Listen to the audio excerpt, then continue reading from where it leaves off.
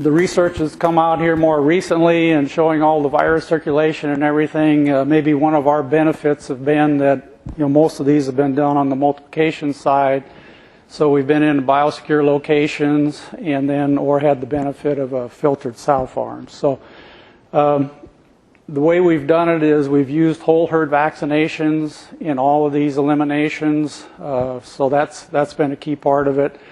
And then if you have an internal gilt developer unit, and a lot of our multiplication will keep replacement gilts on site and bring them back around to the herd. So if you have an on-site gilt developer unit, then you really will have to plan on diverting that flow for a period of time with those wean pigs after you do some of the initial vaccinations. If you have an off-site GDU, then it'll be easier to manage. But essentially, we would work on herd closure as a control on that. What we've seen is that as we go through the 2 whole herd vaccinations, we had 3 weeks between them. We could be producing negative wean pigs at about 10 weeks into the project. And then in the herds where we had to divert flow and take it off site, and we'll cover how we handled that, it would take us approximately 22 weeks. We could have that population that was diverted back on site and then have the farm running. So our successes, we started out initially with just a single influenza subtype, and we've been able to eliminate it in multiple 5,600 sow farms, both filtered and unfiltered. They've been all farrow to wean, so that probably makes it a lot easier. We have been successful in being able to keep the virus out for up to 24 months, in some cases even longer, so we've had good success there. We test weekly. We were benefited from the USDA funding, and so we were testing regularly on oral fluids and could show that we maintained that negative status during these periods. With your negative, once you start back with negative flow and you're bringing in negative gilt replacements, we did both ways. If I had a producer that wanted to just use a commercial vaccine on his gilts just to prime them before they came into the herd, that was okay, but most of the herds we did no vaccination on gilt replacements, and then we had no vaccination in the sow herd after we went through this elimination. One of the projects that we were involved with got pretty complicated in the fact it was a 5600. We were trying to eliminate an H1N1 out of that particular farm, but it had downstream flow that involved an additional 15,000 sows, and so we did a big project of elimination in all of those farms at the same time, and we're successful in doing that. One of the things that we started doing as PIC when we went through the H1N1 pandemic is we implemented employee temperature taking every day before they come into work. And certainly we all realize it's not 100%, but it's been helpful in averting some of these situations where you've got employees that are sick. With our locations and the fact that we've been monitoring and know we've been negative, I would say that the bulk of our influenza breaks have been humans carrying them in, employees carrying them in, and so we have helped ourselves and continue to do that. And initially, certainly there's some resistance when you think about it, but people get used to it, and you just do it and go on. So we've been doing that all along. I did have the opportunity to try with 2 different subtypes at the same time in a sow farm, and it was 11,200 sow farm, farrow wean again. And then more recently, I had an odd case, and that's why I'll get into more detail here lately, where we had a single subtype, and we had no clinical signs in the sow herd, but we're getting customer complaints downstream, so we'll cover that in the end here. So key part here is monitor the herd of interest and know what's circulating in your herds and in the wean pig flow, so it can either be ready to wean pigs, or if you've got a good biosecure area on wean to finish barns, you can monitor there. We would use nasal swabs or oral fluids. When we went to isolate, it's a lot easier to isolate with nasal swabs, and so we would try to catch those on ready to wean pigs on site, and then we could still capture PCR positives in the flow and then compare it back to what we had in the sow farm and use that for comparisons. So we would sequence those PCR positives, and then we did just like Fabian mentioned. We tried to compare to commercial vaccines, and then we've also used autogenous in this case. A key part of it is you've got a lot of moving parts as you go through this, and so we would sit down with the production team and plan out when we could start the different steps and get that all on paper and everything so everyone understands what's going to happen. And then our timelines would start with the initial whole herd vaccination. I put this spreadsheet, just a simple spreadsheet on of how we would do it. Your column headings are just by week, what activity would be, and then the rows would just be in which sections of the herd, the sow herd, farrowing nursery, everybody's steps, so anybody knows what they're going to be doing that week and what testing we want to do as we go through that. So, and then you can see as we move down, then you'll have your gilt movements, what's going on there, where they're being diverted, and then that off-site wean to finish in this case is what we did there. So this is a picture of the facility, and if you can see here in the back side, this is where the on-site GDU is at, and the nursery is over here in the corner. So everything stayed on site, and we did divert that flow.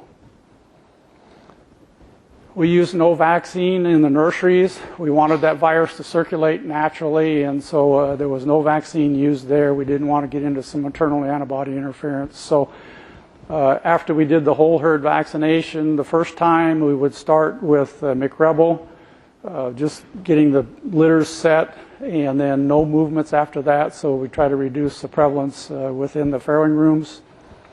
And then that second week, then we would start to divert that flow of those weaned pigs. So if there's potential shedding going on, we get that off-site, flow them off into that off-site facility.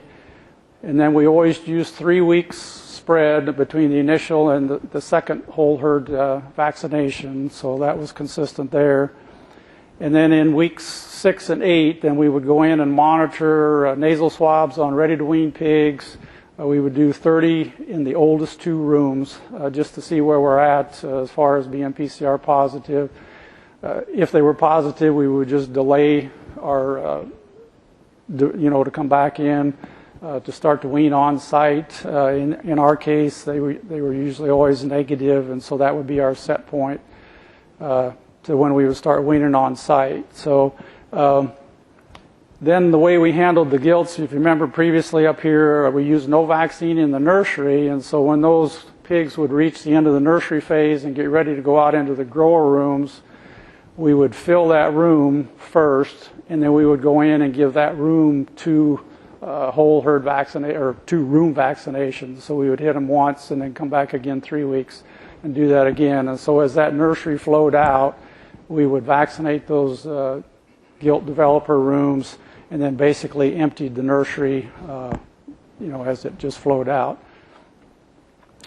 Then we would wash, disinfect, and then dry the rooms as you went through it, and then we had a minimum of 2 weeks downtime before we started that flow back.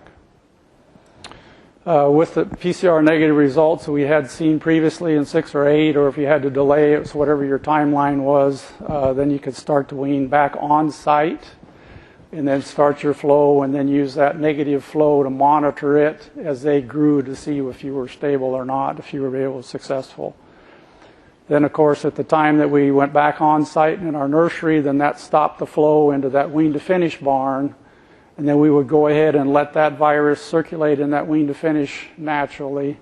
And we would monitor then with oral fluids, 2 ropes per room. And you can kind of watch the virus decrease or the prevalence decrease in those rooms as they grow older. And so we would just monitor that just to know where we're at.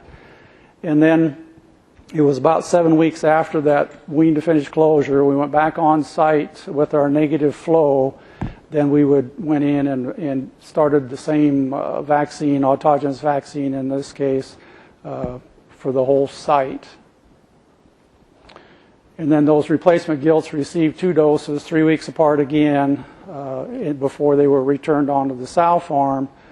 And then because this was such a big population and we had the 2 different subtypes, and based on Marie's input, we went back and did a third whole herd vaccination on that sow farm site. With any of the others, we've only done the 2 initial ones and not had to do the third, but this case we were a little more concerned about it. We've dealt with all of the antigens, H1, H3, and this bivalent one was, as you can see, is an H1, H3, and 1N2. And then the more recent case we had, and we'll discuss in a moment here, turned out to be an H1 pandemic. So we've sequenced all the isolates. Most of these have all been done with the autogenous with the Harris or Merck product that just used the H antigens, and it's worked very well for us in our situations. We would verify the hemology. We came back in, as you're getting the vaccine made, you've got a time lag, and so we would monitor that virus on a weekly basis, and then before we implemented the vaccinations, we did compare it back to be sure we had maintained our hemology. And then we looked at, on this bivalent one, we'd also looked at then the amino acid side just to be sure that we were still in good shape. And then, you know, it was interesting to watch is how the subtypes died out. The H3N2 was more prevalent. As we were going along, the H1 died out and the H3N2 was in the grow finish flow later on. And so, you know, that was interesting because I got caught, on my first one, I got caught the other way. We had only the H3N2 and we did this elimination on it. And lo and behold, we just got done with that one and an H1N2 popped up. So it can go both ways. The recent case we had that was pretty interesting to us is that, you know, basically we were selling isoine gilts to a customer. We had no clinical signs in the farm itself, sows or piglets. We got the complaint back that our gilts were coughing off the truck. And then subsequently that group of gilts that was unloaded, that cough went on through the whole nursery and they had isolated influenza. Like I mentioned, we had no clinical signs on the sow farm itself. We went back and checked with the crew. You know, you're sure you're right? Yep, no question there. We had done some nasal swabs previously, a few weeks previously in March of this year, and did 20 samples, and they were negative on 4-week-old gilts. So, you know, we were concerned about what was going on. Well, when we went in and looked then in April, you can see we had just 1 PCR positive out of that group with a high CT count, and so we were suspicious that something might get going there and concerned about the sow herd because we'd done no vaccinations there. And then, as you can see in May, it was really taken off, but there was no coughing in the piglets or the sows in this situation. When we did sequence it, then it came back as a H1 pandemic, and because of the time lag of getting an autogenous made, you know, we were concerned about that, and we did the hemology comparison. It was 97.5% similar, but you know, we worked with Fabio on this one, and we did amino acid comparisons, and there was only 1 amino acid difference. And then he suggested trying this cross-HI comparison, and there was good antigenic response to it. So we went ahead and used that vaccine. And so essentially it was like week 24 was the initial whole herd vaccination. We implemented the McRebel just like we had done previously, and then came back 3 weeks later, did the second whole herd. And then at that time, there was some on-site nurseries that they would use to hold pigs. They would wean and hold them on-site to get semi-trailer loads and ship them out. So we completely depopulated those nurseries, and then we weaned down to 16 days of age to try to improve our chances of success. And so this particular farm had an off-site GDU, and so we followed the similar protocol that we had on the other ones, is that as they flowed out of the nursery, we filled a grower room, then we would go in and give 2 vaccinations to that room. And, you know, here we've had the success here. When we went back and were trying to figure out why we didn't see any clinical signs or anything, and so we had some normal monitoring samples left at Minnesota from that sow herd and went back in and checked on the serology, and clear back in April the sow herd itself had converted. They were all ELISA positive, and we hadn't been using any vaccine in there for years. So it had just quietly gone through the sow herd and was just leaking out in those wean pigs. And so we've been monitoring ever since mid-July and continue to have PCR negative piglets at 4 weeks of age. So